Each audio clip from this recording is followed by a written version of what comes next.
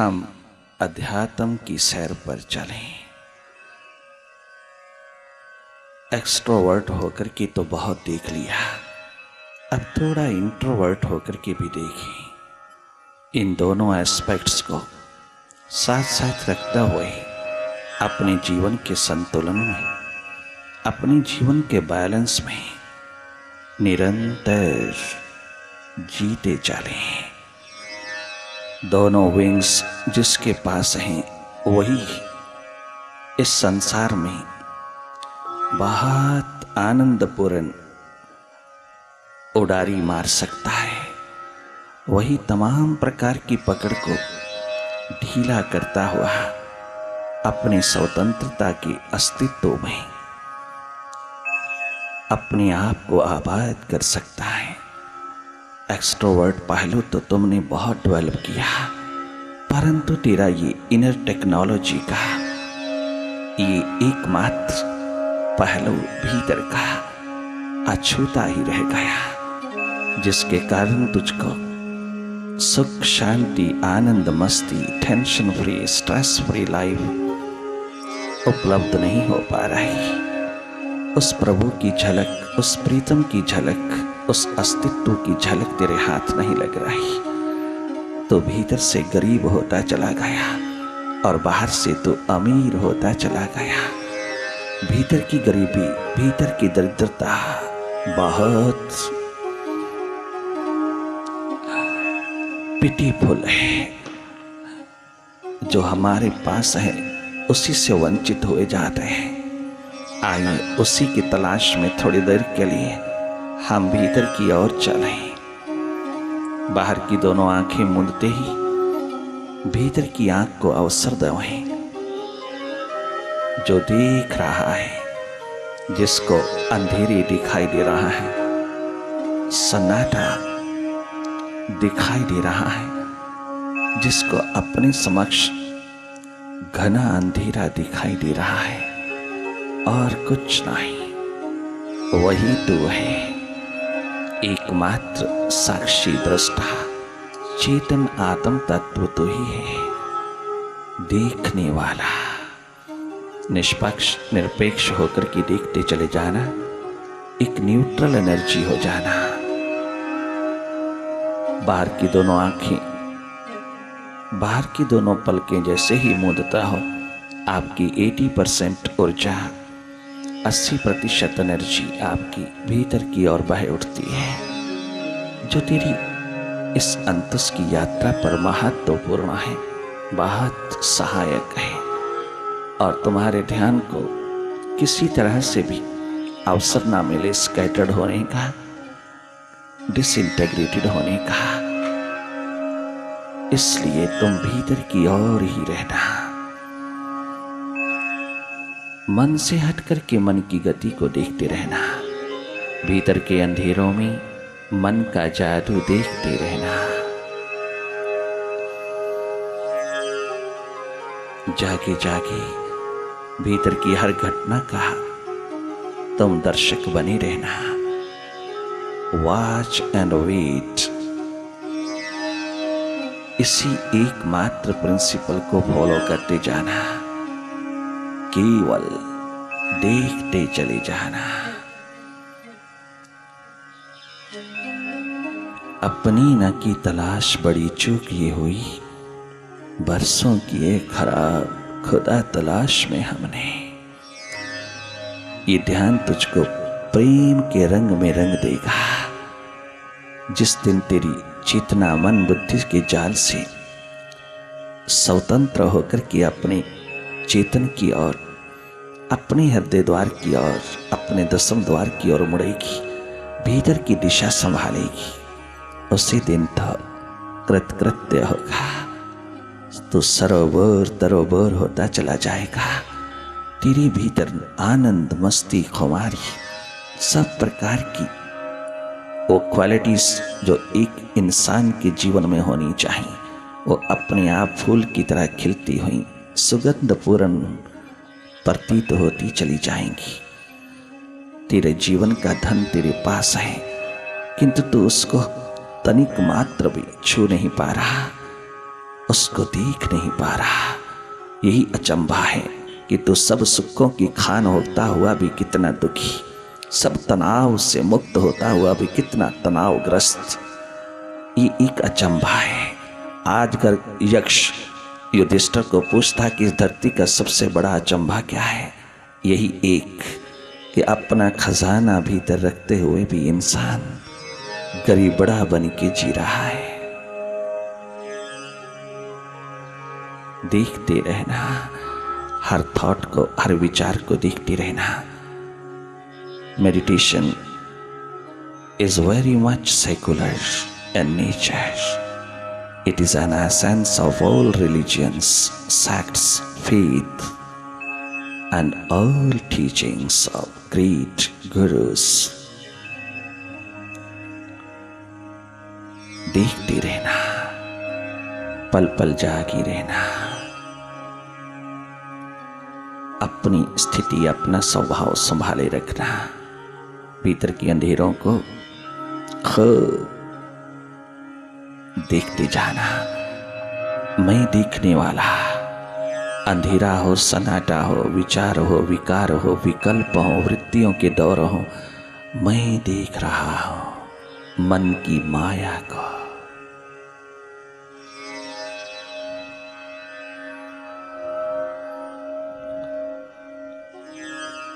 Meditation का process तुझे भीतर से खाली करता चला जाता है।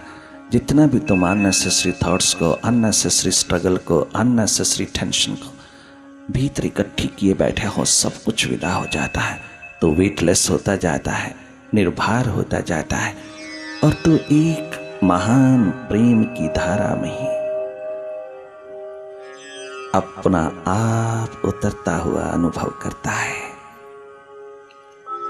प्रेम पूर्ण जीना ही एकमात्र जीवन है, और वो प्रेम की ऊर्जा भीतर है, बाहर नहीं। भीतर ढूंढना, दिल के आईने में है तस्वीरें यार, जब जरा गर्दन झुकाई देख ली, जब जरा गर्दन झुकाई देख ली।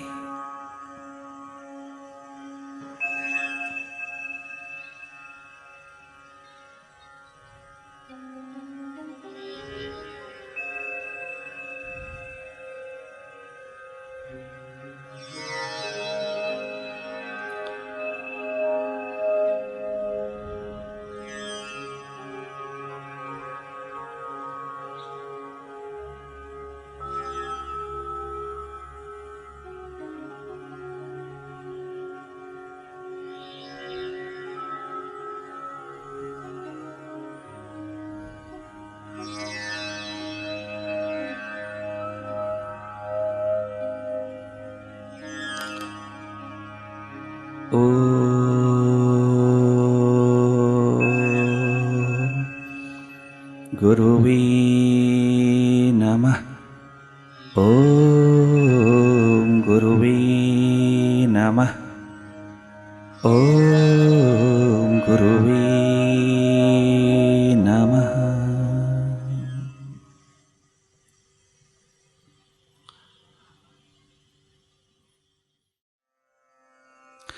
माया का गुलाम बंदा तू की जाने बंदगी, माया का गुलाम बंदा तू की जाने बंदगी, मन माया का गुलाम बंदा तू की जाने बंदगी, माया का गुलाम बंदा तू की जाने बंदगी, माया का।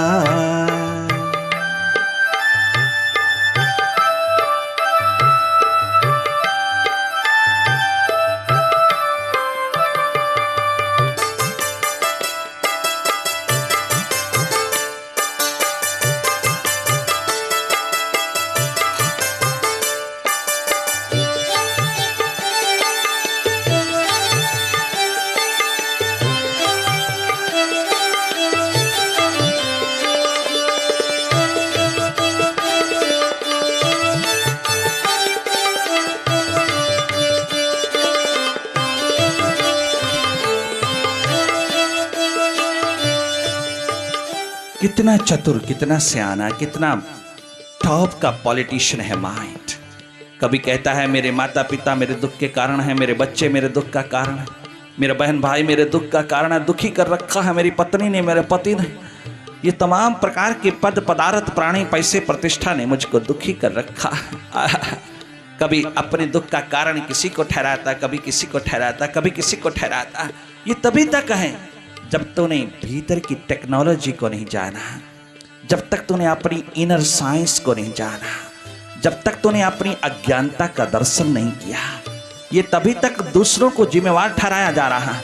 पार्क में बैठ करके एक एक बुढ़ा, वृद्ध, पुरुष, सीनियर सिटीजन कितना एक दूसरे को, कितना अपने घर वालों के प्रति रोष प्रकट करता हुआ क्या क्या कहानियां सुना रहा है और किस किस को जिम्मेवार ठहरा रहा है अपने कष्ट का, अपने दुख, अपनी इग्नोरिंग स्टेट, उनके प्रति इग्नोरिंग स्टेट कितनी जता रहा है, कारण दूसरे को ठहरा रहा है। तो कितना भी पढ़ा लिखा हो जा, कितना विद्वान हो जा, कितने बड़े स्टेटस को भोग करके उतरा हो, परंतु तेरे जैसा अज्ञानी दूसरा कोई नहीं। अगर यही एक समझ तूने डेवलप किया है कि दूसरों से दुख मिल रहा है, नहीं, आज इस सत्संग में बैठ करके समझ लेना, तेरे दुख का कारण, तेरी टेंशन का कारण, तेरी स्ट्रेस का कारण, तेरी हाई ब्लड प्रेशर का कारण कोई दूसरा नहीं, एक तेरे मन की पकड़, तेरे मन की पकड़,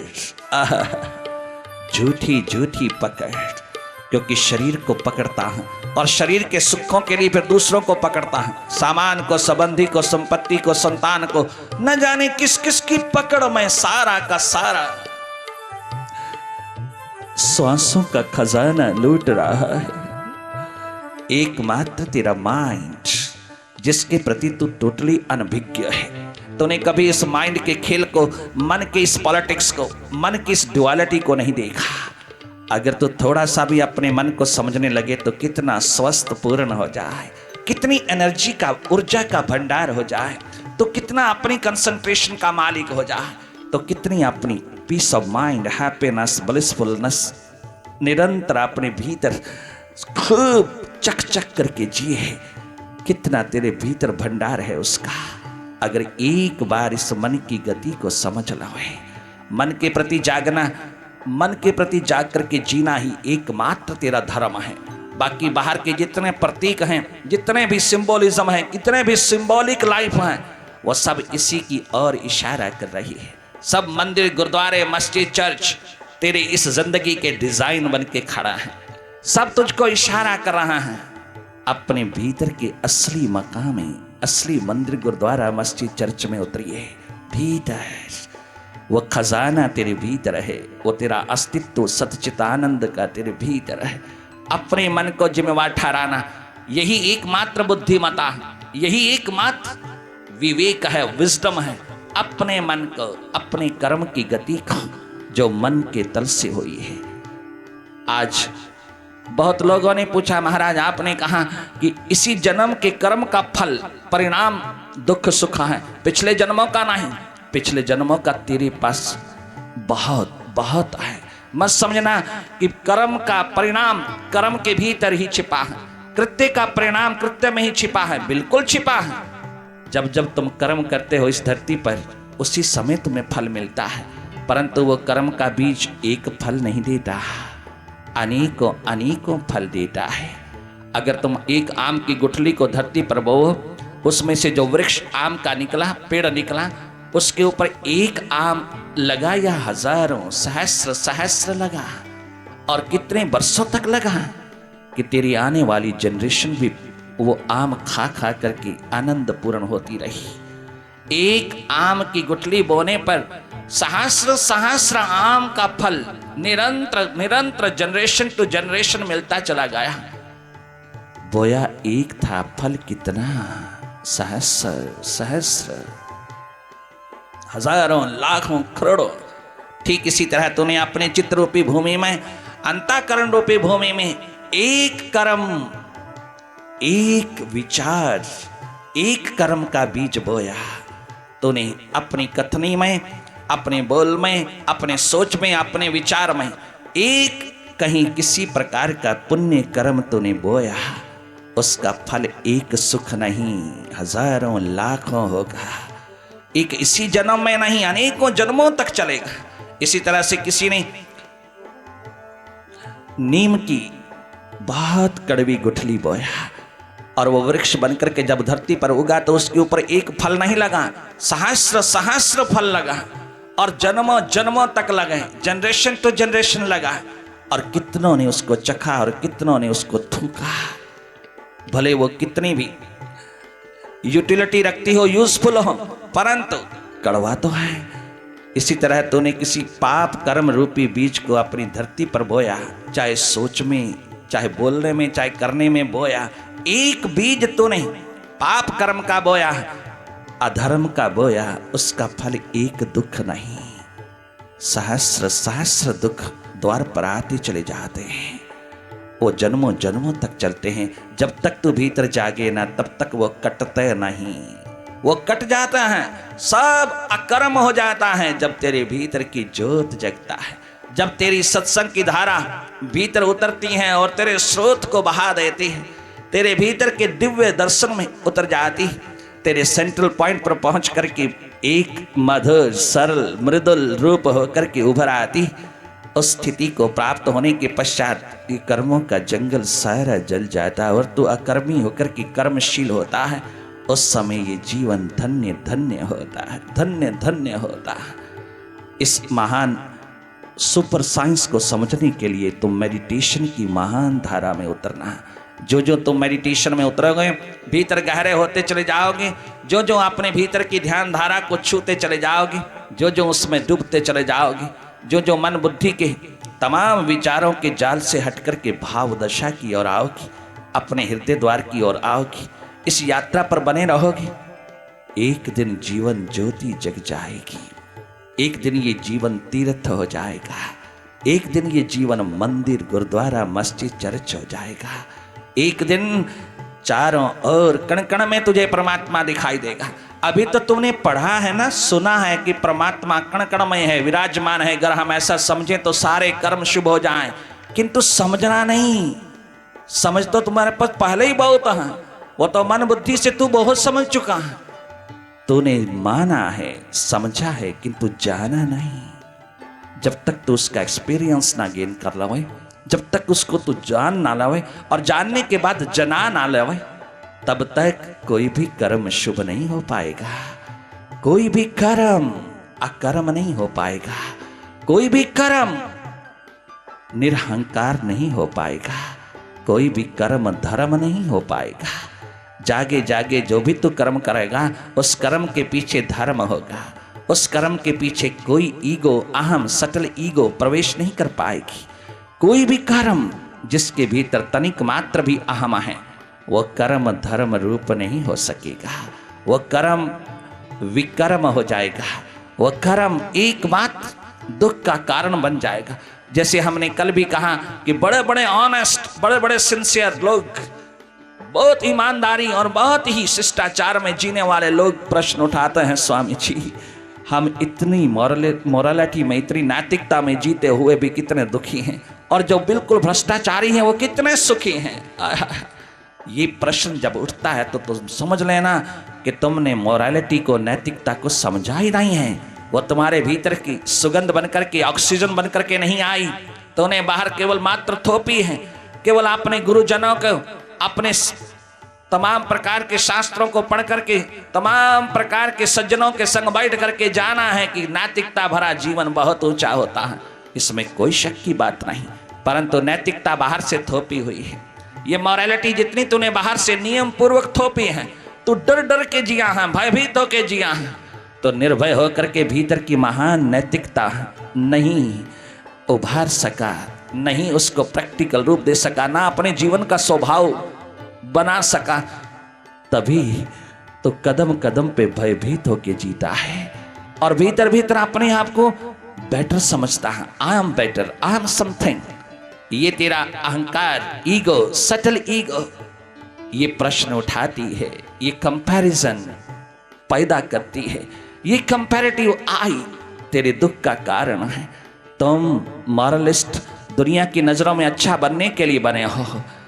तुम्हें दुनिया वाह वाह करती, अच्छा कहती, तुम्हारा गुणगान करती और तुम्हारी ईगो सेटिस्फाइड होती है। तुमने थोपा है। अगर तेरा बस चले तो तू गलत करने में, पाप कर्म करने में, भ्रष्टाचार अपनाने में तनिक देर ना लगाए, अगर ये लोग तेरे पे स्टैंप लगाएं कि तू अच्छा ही है सदा। क्योंकि ये भीतर की सुगंध बन के नहीं आई, ये आत्मा के तल से नहीं उठ के आई, ये बाहर से थोपी गई है। और थोपना इसीलिए बहुत बुरा है क्योंकि ये tension, stress, high blood pressure पैदा करता है। ये स्पिरिचुअलिटी का द्वार, भीतर जागने का द्वार, भीतर जागृति का आलम तुझको नैतिकता का सुगंध भरा फूल प्रदान करता है। ये तेरे तल के ऊपर नैतिकता, मॉरलिटी, शिष्टाचार, हर प्रकार के बिहेवियर में शिखर अपने आप पैदा होता चला जाता है। जैसे तो भीतर जागता चला जाता है।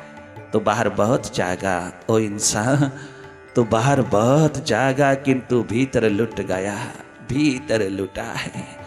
थोड़ा सा भी समय तू अपने केंद्र पर उतरे, अपने भीतर को संभाल, अपने भीतर के अंधेरों को देखने वाला बन जा। उन अंधेरों में जीवन ज्योति को निरंतर जगमगाता हुआ अनुभव कर लो। थोड़ा सा अनुभव अभ्यास से अनुभव की ओर आवे तो जिंदगी अपने आप प्रेम पूर्ण, आनंद पूर्ण, नैतिकता पूर्ण, आध्यात्मिकता पूर्ण हो जाए। आध्यात्मिक जीवन कोई उपलब्धि नहीं, नैतिक जीवन कोई हमारी उपलब्धि नहीं है। ये उपलब्धि नहीं है, इसलिए अहंकार मत करना, अभिमान मत करना। तमाम जीवन के जितने दुख तुमने प्राप्त किए हैं उसके लिए तूने बहुत परिश्रम किया है, बड़ी मेहनत की है अपने दुखों को जुटाने की। इतनी मेहनत, इतना परिश्रम, इतनी तूने डिलीजेंसी दिखाई है अपने दुखों को पैदा करने के लिए। जिन दुखों को पिरोने में तूने इतना परिश्रम किया, इतनी मेहनत की, इतनी दौड़ लगाई, इतनी जीवन की ऊर्जा को बहाया, भला वो दुख इतना जल्दी कैसे छुटकारा पा जाएंगे? उन दुखों को तू कैसे छोड़ सकता है? तू छोड़ ही नहीं सकता। और तेरा एकमात्र आदत ही बन गया, हैबिट बन गया है दुखवादी होके जीने में। नहीं, तेरा स्वभाव कहता है पुकार पुकार करके कि तू सुख रूप है। आ अपने भीतर के आसन पर, आ अपने हृदय केंद्र पर, आ तमाम मन बुद्धि से उतर करके अपने हृदय द्वार पर, इस मन माया को ठोकर मार करके एक बार अपने हृदय द्वार पर झांक ले, एक टच ले ले, थोड़ा सा अपने केंद्र पर उतर करके देख ले। अपने आप कंपैरिजन हो जाएगा, अपने आप तुलना हो जाएगी। इस मेडिटेशन के प्रोसेस में ही तेरा जीवन जितना सुखद और जितना आनंदपूर्ण जिया जा सकता है वह तू स्वयं अपने भीतर प्रूव कर लेना। उसके लिए कोई प्रूफ नहीं, कोई किसी प्रकार का भी प्रूफ नहीं, कोई सबूत नहीं चाहिए, कोई प्रमाण नहीं चाहिए। ये स्वयं सिद्ध एकमात्र आनंद है। जब तू अपने सच्चित आनंद स्वरूप में उतरता है तो तू क्या प्रमाण मांगेगा? प्रमाण हृदय द्वार के लिए नहीं होता, प्रमाण मन बुद्धि का होता है। मन बुद्धि हमेशा प्रमाण में जीता है और हृदय हमेशा परमात्मा में जीता है।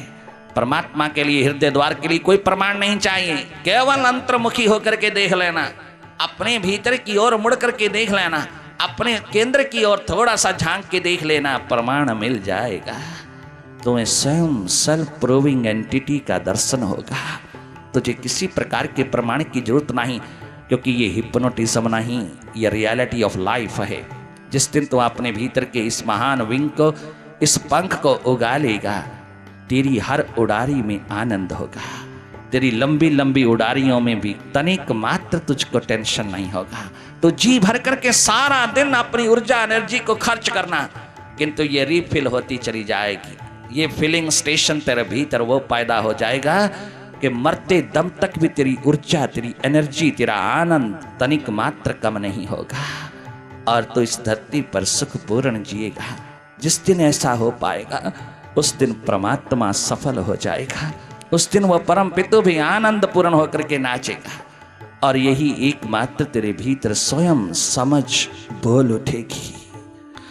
माया का गुलाम बंदा तू की जाने बंदगी माया का गुलाम बंदा तू की जाने, बंदगी मन माया का गुलाम बंदा तू की जानी, बंदगी माया का गुलाम बंदा तू की जानी।